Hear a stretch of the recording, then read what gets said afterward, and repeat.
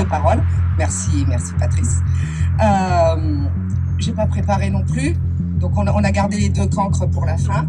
Voilà, logique. En tout cas, vachement contente qu'on ait pu le réaliser, ça, simplement. Merci à tous, parce que ça n'a quand même pas été comme ça. Vous en doutez bien. Il n'y a pas longtemps, on était ici, le 23 septembre, on était ici. Déjà pour les libertés. Parce que sans les libertés, c'est pas compliqué, il n'y a plus de syndicats. D'ailleurs, dès que les libertés sont attaquées, on s'en prend aux syndicats. C'est le cas en Ukraine, c'est le cas en Israël et en Palestine. Voilà. Parce qu'effectivement, je pense que le souci, c'est quand même la confusion entretenue entre un peuple et ses gouvernants. Sincèrement, je ne voudrais pas qu'on mette un signe égal entre le peuple de France et ses gouvernants. Et je ne pense pas qu'il y ait un signe égal entre le peuple palestinien et le Hamas. Et je ne pense pas qu'il y ait un signe égal entre le peuple israélien et Benjamin Netanyahou. Je ne crois pas. J'en suis même convaincu, mes camarades. Donc il faut que ça cesse. Oui, dire cessez le feu immédiatement, vouloir faire vivre la paix dans le monde, ce n'est pas être terroriste, ce n'est pas faire l'apologie du terrorisme, c'est tout simplement rester sur l'internationalisme ouvrière, notre syndicalisme, pain, paix, liberté. On l'a réécrit. Moi, dans les couloirs de mon organisation syndicale, il y a encore l'affiche du 1er mai de mémoire 2021. Je ne sais plus. Oui, c'est déjà 2021, la guerre en Ukraine. Donc voilà, où on avait effectivement remis à la une ces trois mots, les trois mots qui font le syndicalisme depuis qu'il y a Première Guerre, Deuxième Guerre. Voilà.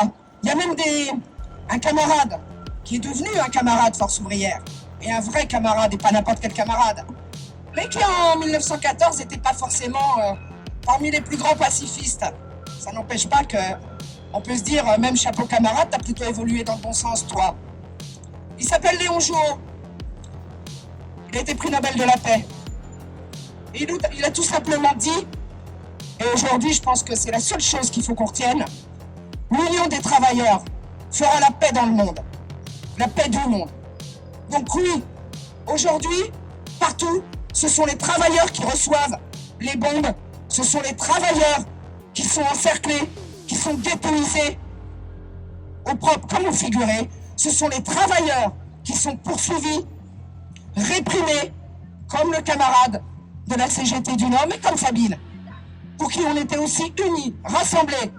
Parce que comme on l'a écrit, quand un syndicaliste est poursuivi, ce sont tous les syndicalistes qui sont poursuivis.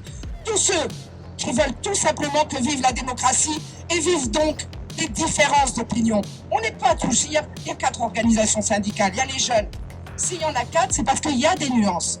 Mais les nuances, c'est la richesse de la démocratie. C'est à partir de ces nuances, à partir de ce débat qu'on veut faire vivre. Contrairement à ce qui se passe à coup de 49.3 dans tous les sens. On impose. Ça va être très longue.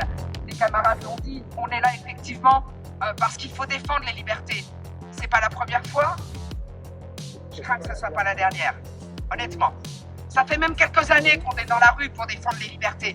Les libertés démocratiques contre la loi séparatisme, contre la loi sécurité globale. Je vais en oublier tellement la liste est longue. Oui, il faut que les libertés démocratiques vivent dans notre pays. C'est vital, fondamental. C'est tout simplement une question de survie.